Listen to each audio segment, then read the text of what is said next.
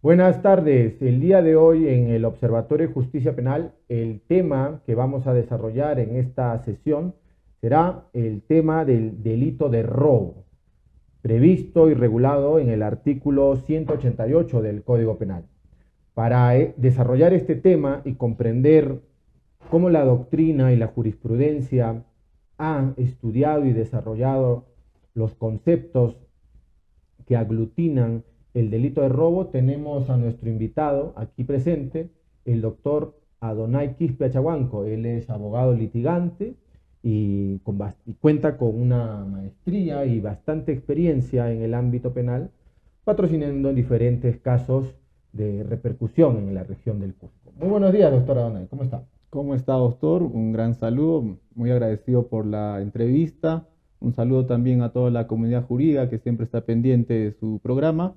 Bueno, vamos a tratar el tema que usted nos ha traído en comento, así que bueno, manos a la obra y listos y predispuestos a tener la mejor conversación posible. Muchas gracias, doctor. Estimada audiencia, el delito de robo es uno de los delitos que perjudican más a la sociedad. Todos los días escuchamos en diversos noticieros y también en la prensa escrita cómo los ladrones, los delincuentes hacen de las suyas y cometen este delito. El día de hoy vamos a tocar algunos elementos, conceptos claves para entender cuándo estamos frente al delito de robo. Doctor, ¿qué debemos entender por el delito de robo?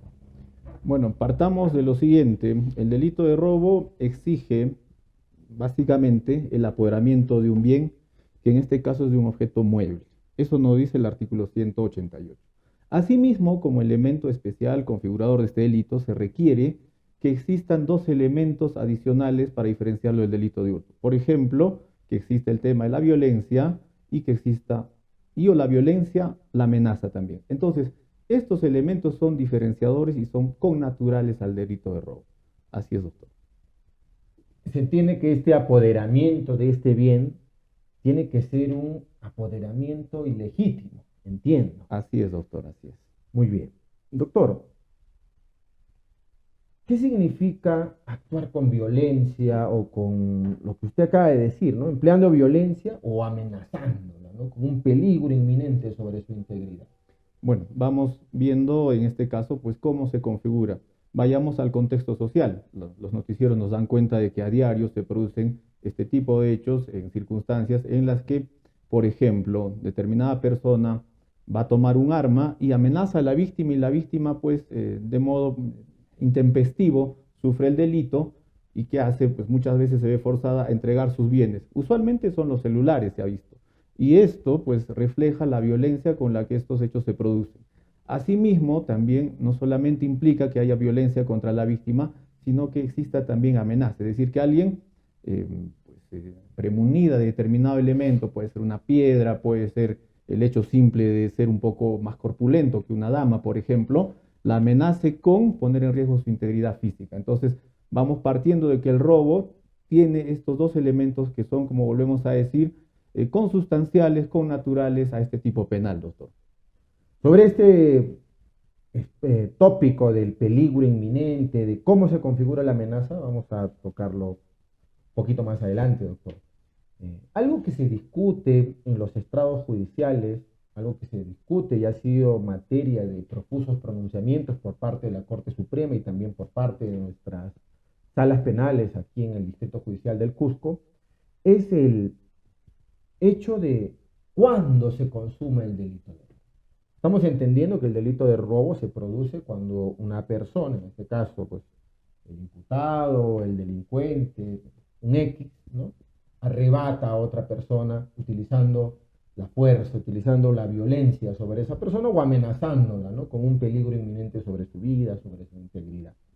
Pero ha habido mucho debate en la escena jurídica nacional, regional, sobre cuándo se comete el delito, porque también es cierto que muchas veces el delito, o perdón, los delincuentes son apresados, detenidos o capturados instantes después, en ese mismo momento. Entonces, la jurisprudencia ha tenido allí bastante recelo al principio para discutir cuándo estamos frente a la consumación. ¿Qué nos dice la Corte Suprema? ¿Qué es lo que se ha establecido? Bueno, doctor, desde el punto de vista de la óptica de la Corte Suprema, lo que se tiene es un acuerdo, el acuerdo plenario 01-2005, que prescribe ya taxativamente que este momento de la consumación del robo, y esto ya por cuestiones obviamente de política criminal, dado el contexto acentuado de la presencia de este delito, se da desde la posibilidad de disposición de este bien. Es decir, ya no se requiere, como se decía antes, que hay una disposición ya, digamos, contundente, que sea pues esta un poco más laxa en el tiempo, sino simplemente de que el agente pueda tener una disposición potencial. Se refiere en estos términos ya para calificar la consumación del delito de robo. Y nos parece adecuado a nosotros, dado que, conforme se dice, el derecho penal es un reflejo de lo que acontece dentro de una sociedad. Esto lo dice el maestro Gunther Jacobs, por ejemplo. Entonces, la política criminal tiene que estar ajustada evidentemente a este contexto social. Y hemos visto que incluso las penas en este delito pues se han endurecido. ¿Por qué? Porque se presenta con bastante cotidianidad el robo. Y evidentemente tiene sentido que la política criminal, y en este caso la osmática y también en la jurisprudencia, reaccionen frente a este delito, y nos parece adecuado, dado el contexto en el cual estamos viviendo, que se haya plasmado esta teoría mediante este acuerdo, que recalcamos es el acuerdo plenario 01-2005 de la Corte Suprema. Es más, la Corte Suprema, si no me falla la memoria, creo que establece inclusive una serie de supuestos, tres, si no me equivoco, Así uno es. en el que dice, ¿no? Si hubo disposición potencial, el delito se consumó. Así es. Si el delincuente arrebata el bien y huye, y en el transcurso de esa huida es capturado, estamos frente a la tentativa. Así es, doctor. Y si son varios los que cometen el delito de robo y capturan a uno, pero hay otro que se fue con el botín, también estamos ante una consumación. Ante una consumación que el fundamento 10 justamente de este acuerdo plenario señala que es válido para todos. Entonces, para completar la idea, pues hay que ver y hay que precisar de que esta consumación, más allá de que los otros en el transcurso del juicio puedan demostrar o no su inocencia, de momento la Fiscalía pues va a tener que pautar el delito de robo para todos los intervinientes, aún así solo a uno de ellos haya sido pues el intervenido finalmente. Así es, doctor. Muy bien, doctor. Ahora, traemos a colación esta parte que habíamos comentado al principio respecto de la amenaza inminente sobre la integridad. Entendemos la amenaza pues como un riesgo potencial que se cierne sobre la víctima de este delito. Pero esta amenaza también se entiende, ¿no?, que debe ser pues una amenaza racional, coherente, es decir, dudo mucho que alguien con un arma de juguete, por ejemplo, con un cuchillo de plástico, o vamos a ponerlo, yo que sé, con un peluche, ¿no?, por así decirlo, pretenda robar a alguien, ¿no? Claro. Entonces, habría allí un contexto, un medio para cometer el delito que se debe evaluar. ¿Cómo lo ha enfocado la jurisprudencia esta amenaza? Bueno, la jurisprudencia tiene posiciones que en este caso no son uniformes, pero la jurisprudencia mayoritaria establece que esta amenaza pues va a depender también del contexto. Por ejemplo, estamos hablando de alguien que presenta un arma, vamos a decir, de juguete, hay casuísticas sobre ello, no es un caso aislado, hay bastante casuística sobre este punto. Las famosas réplicas, ¿no? Las famosas réplicas que pueden ser pues armas de juguete, otras que son como encendedores, etcétera, etcétera, ¿no? Entonces, va a depender del contexto, porque, por ejemplo, hagamos recuento de un caso que finalmente se ha visto acá en la Corte del Cusco. Es una persona que se sienta en el asiento posterior de un vehículo y ya llegado a determinado punto, toma un taxi, para que esto esté completo, toma un taxi, llegado a determinado punto, saca este encendedor y lo coloca en la sien de la víctima. Entonces, vamos viendo de que, bueno, ya son más o menos 8 de la noche, vamos viendo de que en este caso el conductor va a tener poco radio de acción respecto de percibir completamente si está o no ante un arma de juguete, porque evidentemente está conduciendo, ¿no? Entonces, bajo esta óptica, pues, y viendo el contexto, porque finalmente tiene que ser objetiva la calificación del delito, nosotros consideramos que, pues, evidentemente, bajo esos parámetros sí se estaría tratando de un delito de robo, por la poca posibilidad de reacción de la víctima por la oscuridad que evidentemente se da en la noche y porque pues finalmente una persona no va a poder, una persona normal que esté manejando, al ser encañonada por un revólver no va a poder distinguir si este es de juguete o no, y lo que menos va a pensar pues es que es un arma de juguete, ¿no? Entonces, en ese sentido, la protección pues que se tiene que dar en este caso es al bien jurídico patrimonio y al bien jurídico vida, ¿no? Así es, doctor. Doctor, otro aspecto bastante controversial en los delitos económicos, pero también en particular en el delito de robo, es que, dada nuestra sociedad informal, porque es una sociedad informal, muchas veces eh, las personas, la sociedad, todos hacemos una serie de consumos respecto de bienes muebles, pero no guardamos nuestras boletas, nuestros recibos, ¿no? Y el artículo 245, si no me equivoco, del Código Penal establece que se debe probar la existencia del, del bien que ha sido, en este caso, objeto de un delito patrimonial, ¿no? En este caso del delito de robo, ¿no? Eso también ha sido uno de los aspectos controversiales al momento de que la jurisprudencia ha resuelto, ¿no? Porque muchas veces, dada la sociedad informal en la que vivimos, pues no tenemos los recibos, los comprobantes de pago, un documento, ¿no? ¿Qué hacemos en esos casos? Porque hubo una época en la cual, ¿no?, efectivamente muchos delitos se sobreseían a favor de las personas que habían cometido estos delitos, estos ilícitos, porque las víctimas no acreditaban la preexistencia del delito, ¿no? Respecto, inclusive, hubo ya fallos, inclusive en el Tribunal Constitucional, para desarrollar cómo debemos probar la existencia de ese bien, la preexistencia de ese bien que es fundamental en el delito de robo. Bueno, antes basados en criterios más formalistas, si se quiere, uno tenía que presentar alguna documental que sea idónea para poder acreditar la preexistencia, usualmente pues de bienes como el dinero, por ejemplo, ¿no? Pero ahora la Corte Suprema ha asumido, en función, reiteramos, de esta política tuitiva, esta política criminal que tiene que favorecer a la sociedad, criterios que son menos formalistas, pero que también tienen la misma relevancia en el sentido de la prevención, si se quiere, de este delito de robo. Entonces, bajo esos parámetros, lo que la Corte Suprema ahora indica que es suficiente con, por ejemplo, la declaración de la persona que ha sufrido el robo, en tanto y en cuanto la declaración pues sea coherente y, por ejemplo, pueda demostrarse de que esta persona tiene un promedio de ingresos de 3.000 soles, digamos, y que ese día cobraba el dinero, que usualmente son estos 3.000 soles, evidentemente al ser sustraído y él afirmar que le están sustrayendo esos 3.000 soles, pues se va a tener que tener por cierta esta versión, más allá de que pueda, estamos en un país informal, más allá de que esto pueda ser corroborado con un contrato o con una prueba, si se quiere, que más o menos se trataba anteriormente. Entonces, bajo esta óptica, la Corte Suprema ha flexibilizado un poco este requisito del demostrar la existencia. Más allá de esto, pues evidentemente también, yo les cuento un caso muy particular que tuve, donde la preexistencia del bien se sujetó a un tema un poco dudoso, vamos a decirlo así. ¿Por qué? Porque se trataba de un celular, ¿no es cierto?, en el cual el celular tenía el email dentro de su sistema, bajo determinado número de serie, que son 15 dígitos, y en su contratapa, pues aparecía otro número de serie, otro email. Entonces, ahí que va quedando un poquito en duda, si se quiere, el tema de la licitud del bien. Entonces, nosotros consideramos de que, en tanto y en cuanto se demuestre la licitud del bien y la versión de la víctima sea coherente, pues es favorable la tesis de la Corte Suprema para calificar este delito como robo. Así es, doctor.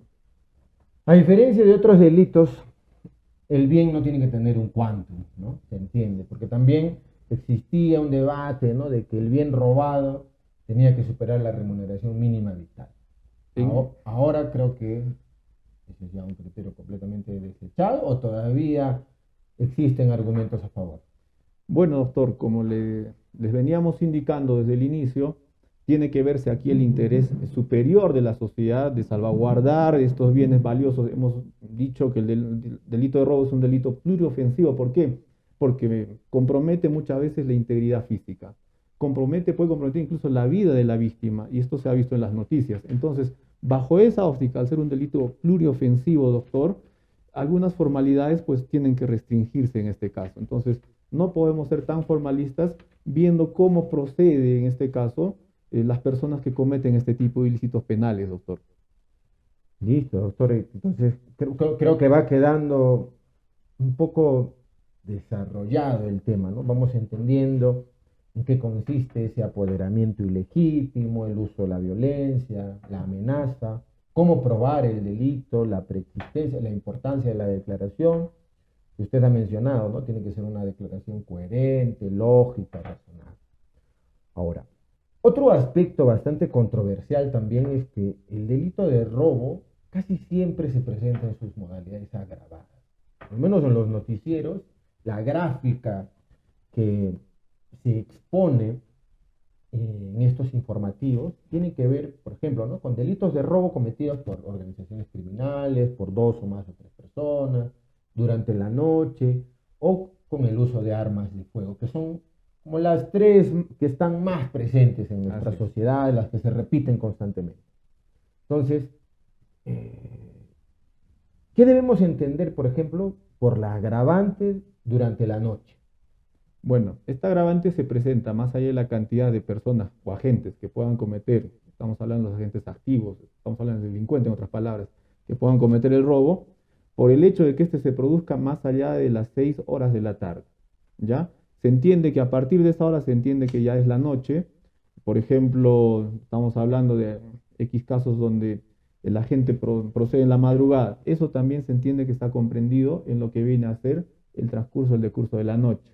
Bajo estos parámetros, así sea el robo de una cartera, que por ejemplo tuvimos un caso hace poco, se entiende que se está hablando del agravante noche, independientemente de la cuantía, conforme decíamos. Puede ser un celular, una billetera, como fuera. La cuantía no interesa en el robo, hay que dejarlo establecido. Entonces, lo más importante acá es que se configure el agravante y desde las 18 en adelante, pues esta agravante está abierta y se da la comisión de este delito. Así es, doctor. Doctora, un poco trayendo a colación lo que usted acaba de decir.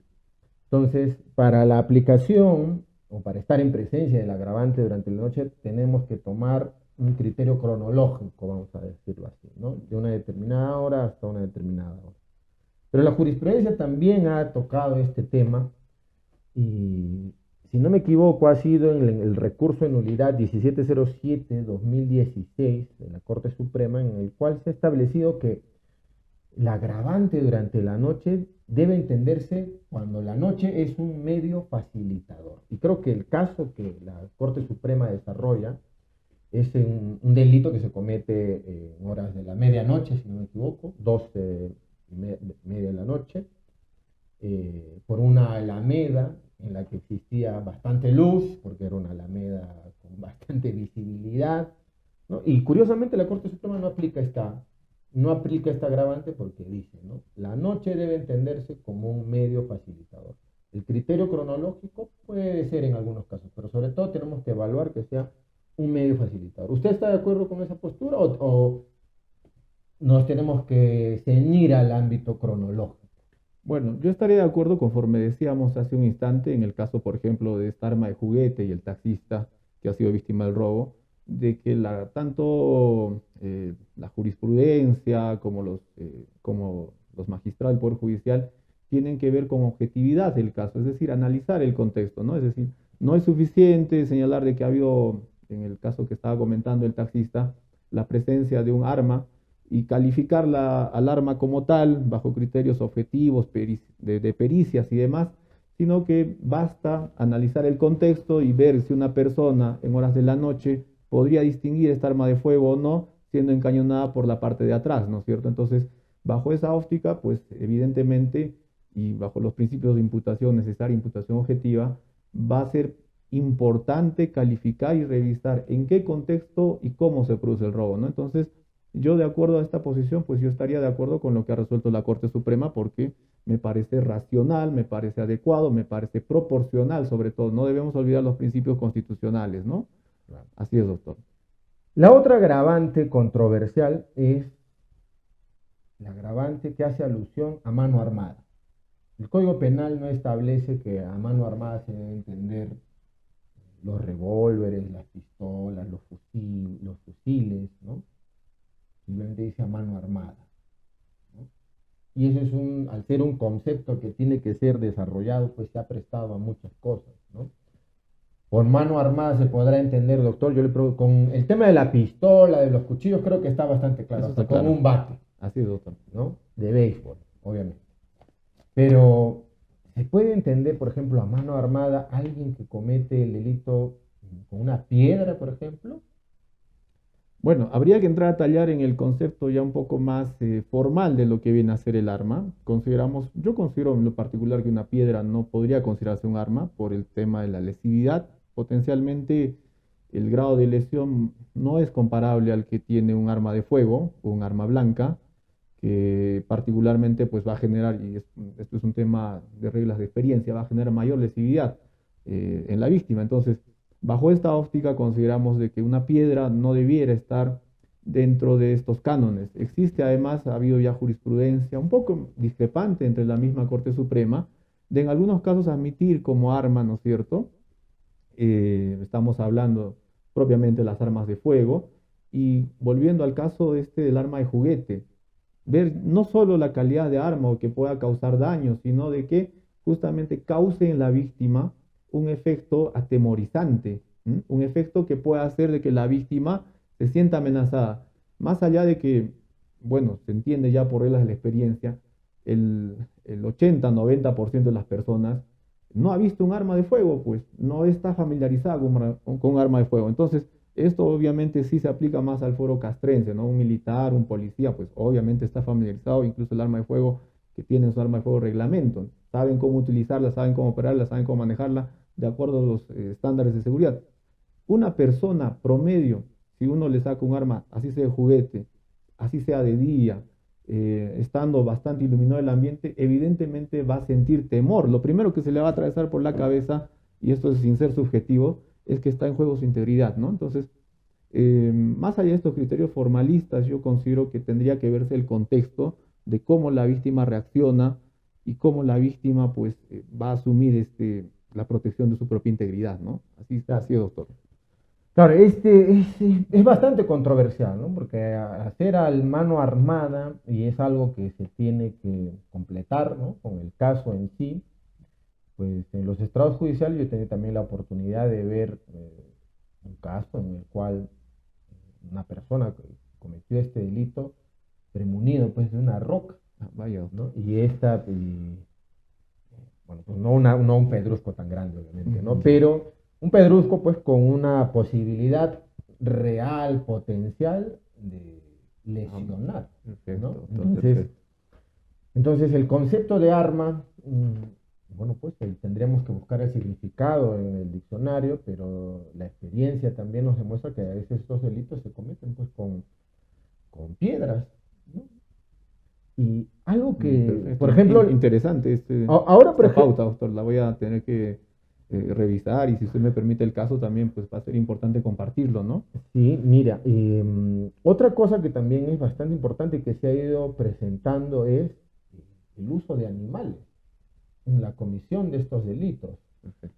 que es algo que la jurisprudencia creo que todavía no se ha pronunciado o no han chapado a nadie, ¿no? Pero Claro.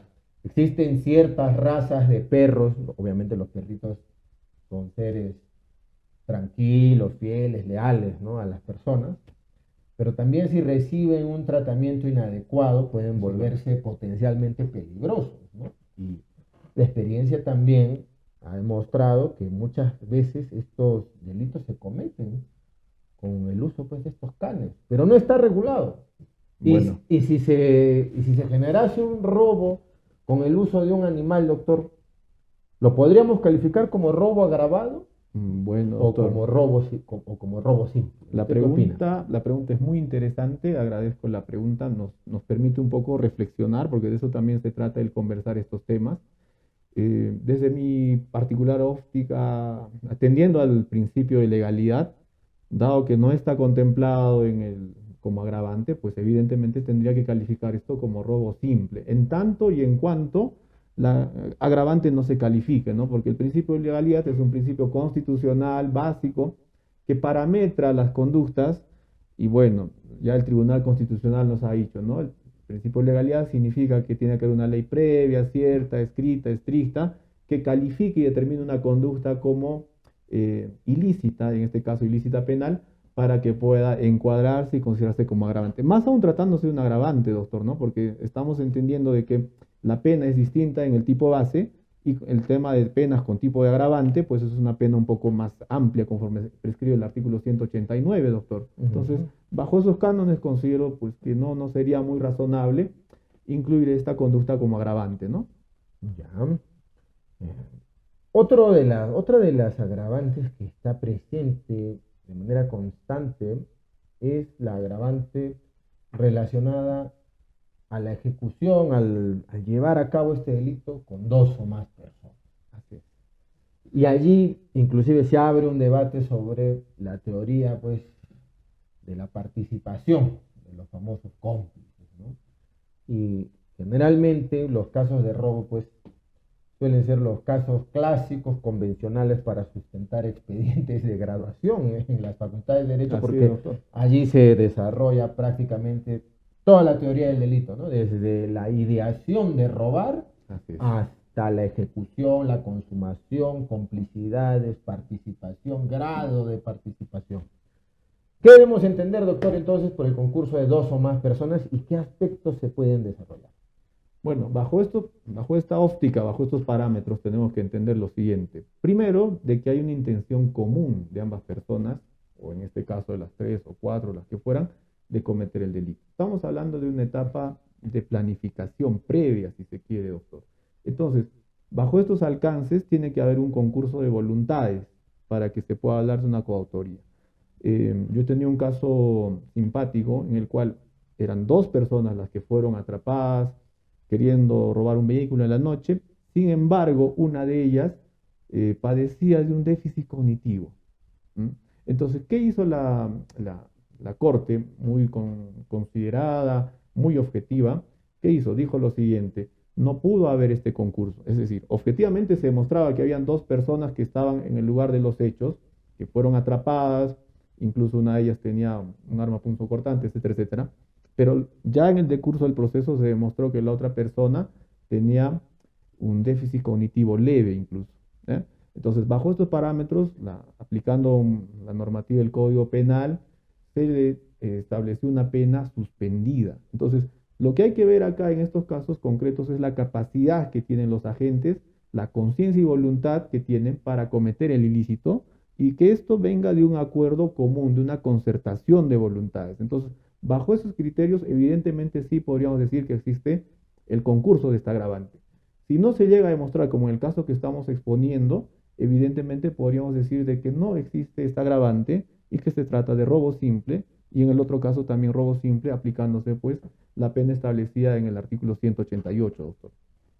Doctor, ¿qué se necesita para ser cómplice primario en el delito de robo y qué se necesita o qué elementos tienen que estar presentes para ser un cómplice secundario? El caso de las famosas los campanas, ¿no? Bueno, en estos casos es evidente el grado de participación. Si bien es cierto, no es la participación directa en el delito, sin embargo, tiene una participación relevante y lo más importante es que existe un concierto de voluntades, como volvemos a repetir. Hay una distribución acá de tareas, si se quiere, que van a facilitar el robo.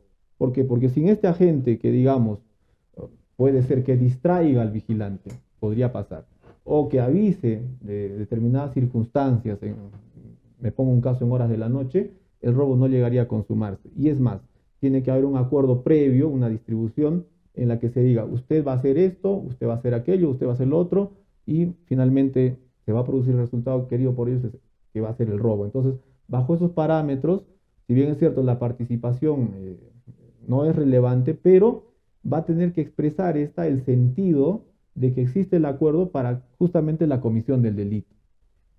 En la teoría de la complicidad siempre es materia de estudio lo que se denomina el aporte esencial, ¿no? Eso para diferenciar al cómplice primario del cómplice secundario. Así es. Si el aporte es esencial para la comisión del delito, estamos frente a un cómplice primario. Si estamos frente a un aporte que no es esencial para la comisión del delito, estamos frente a un cómplice secundario. Una pregunta también vinculada con este tema de la complicidad y que se ha presentado bastante en la casuística es que unos sujetos cometen el delito de robo y entonces se suben a un taxi, ¿no? Un taxi que pasa por allí, supuestamente, Claro. ¿no? Y luego cuando estas personas son capturadas, el taxista dice, yo no los conozco, me han tomado el taxi, yo no sabía que ellos habían cometido un ilícito, Así es. ¿no?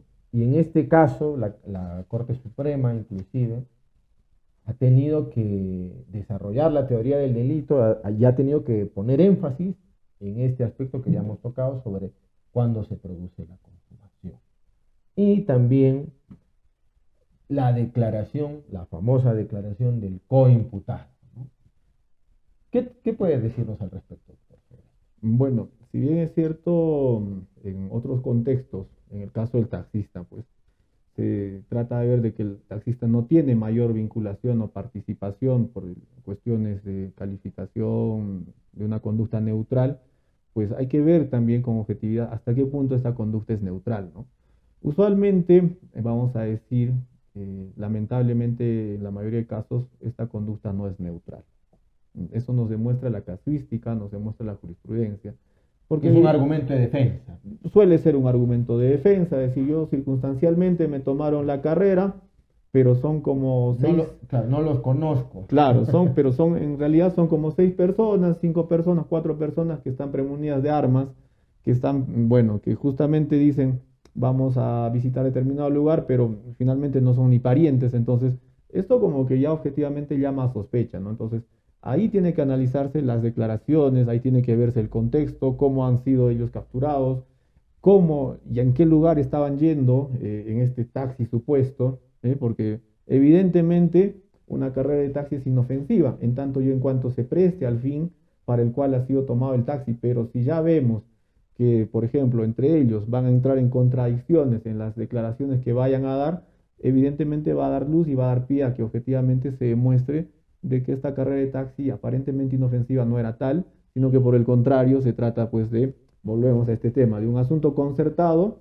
en el cual evidentemente este taxista ha tenido que recibir algo más que el pago de una simple carrera, ¿no? Entonces, esto ya se ventilará en el transcurso del juicio oral, doctor, y evidentemente cada una de las partes asumirá una posición y el juez también, por el principio de inmediación, va a poder objetivamente determinar hasta qué punto esto puede ser cierto como no puede ser cierto también. Entonces, ya en el transcurso de la fase probatoria y la fase estelar del proceso, podrá determinarse y verse hasta qué punto esto es verdad o no, doctor. En los juicios, los jueces suelen valorar en esta clase de casos en los cuales está implicado un taxista que supuestamente no tiene nada que ver, suele evaluarse muchas veces la conducta, lo que usted dice, ¿no? Si estamos ante una conducta neutral del conductor o no. Y entonces, muchas veces los jueces, la mayoría, diría yo, toman en cuenta qué hizo el taxista después, ¿no? Porque obviamente es comprendido, sabe, vio a las personas con las armas de fuego, ese vehículo inclusive lo alquila, ni siquiera es suyo, ¿no? Y se les pregunta en el plenario, ¿no? ¿Qué es lo que hiciste? ¿Denunciaste? ¿Comunicaste este hecho a la autoridad? ¿Qué hiciste? ¿No? Y muchas veces no hice nada, ¿no? Y en el transcurso de las investigaciones, bueno, como usted dice, ¿no? Los otros cómplices suelen decir, ¿no? Que efectivamente esa persona también está involucrada, pero muchas veces también esto a veces es controversial porque Así es. a veces los coimputados, los coacusados ya que enfrentan un juicio oral buscan obtener pues un beneficio a través de la confesión y entonces pueden involucrar a alguien, ¿no? Entonces se tiene que valorar la declaración del coimputado. ¿Qué reglas se deben tener en cuenta para valorar la declaración de un coimputado? Bueno, en este caso, fundamentalmente que estas declaraciones sean coherentes, ¿no?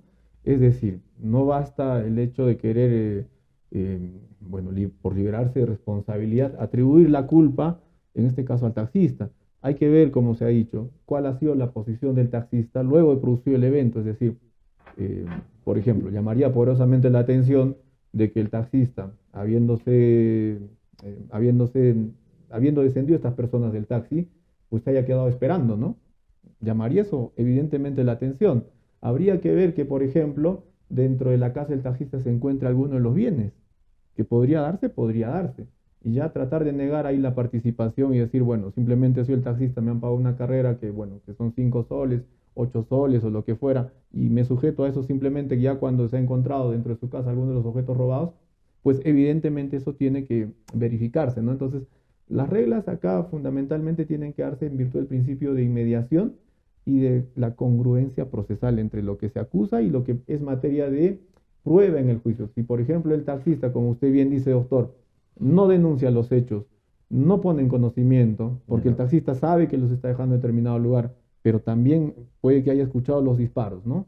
Puede que haya escuchado los actos de violencia, los gritos de las víctimas. Entonces, La amenaza. la amenaza concreta. Entonces, qué va a hacer el taxista? Si fuera un taxista, un ciudadano promedio, que es lo que nos exige la normativa, podría poner en conocimiento de la comisaría más cercana, podría avisar esto, pues qué sé yo, un policía, etcétera, etcétera.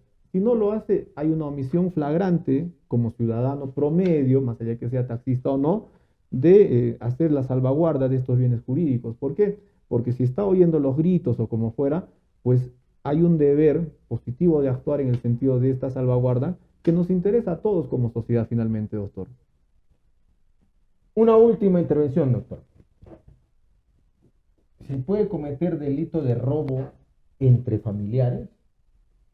Bueno, Porque muchas veces hay denuncias entre los familiares, sobre todo familiares que se disputan a veces, ¿no? Una vivienda, la herencia, un patrimonio, ¿no?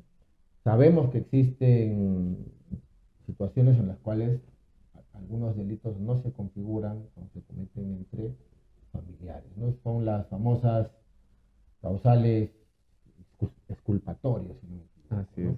O Así es. eximentes de responsabilidad penal, ¿no? Pero en el caso del delito de robo, ¿puede haber delito de robo entre familiares?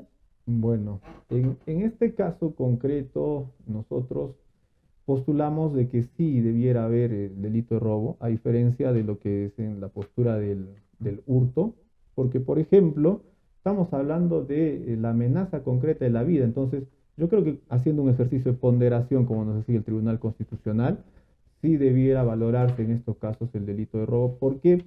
Porque hablemos del caso de mano armada. Evidentemente se está poniendo, o incluso hablemos de un robo con un resultado en contra de la víctima, un resultado contra su vida.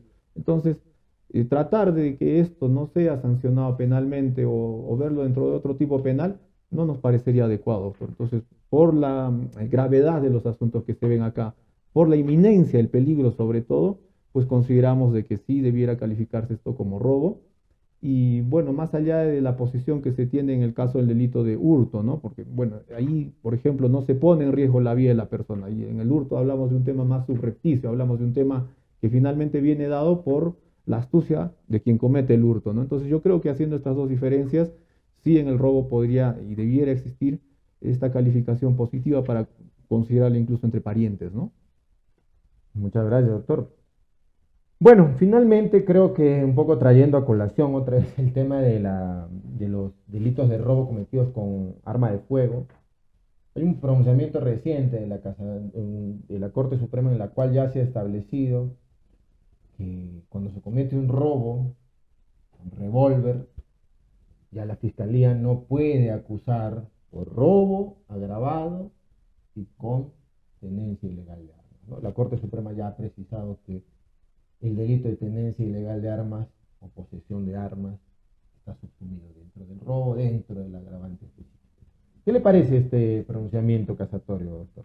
Bueno, sí, nos parece interesante este fallo en el sentido de que aclara bastante lo que hasta hace un tiempo implicaba un concurso real, si se quiere. Es decir, se calificaba ambos delitos como delitos autónomos y se decía, bueno, por robo esta pena y evidentemente al ser un concurso real se decía por la tenencia ilegal de armas esta otra pena, ¿eh? Había la dificultad de que cuando se trataba de juguetes, por ejemplo, ahí la Corte Suprema un poco como que decía que sí, que no, pero ya menos mal con este último pronunciamiento que usted trae a colación, doctor, el asunto ha quedado muy claro, ha sido esbozado de manera muy profesional, consideramos, y ya nos hace ver que este concurso real que antes otrora se calificaba, a la fecha ya no se da, y nos parece que pues la Corte Suprema está haciendo un trabajo prolijo, si se quiere, en este sentido, doctor. Bueno, doctor, finalmente una última reflexión.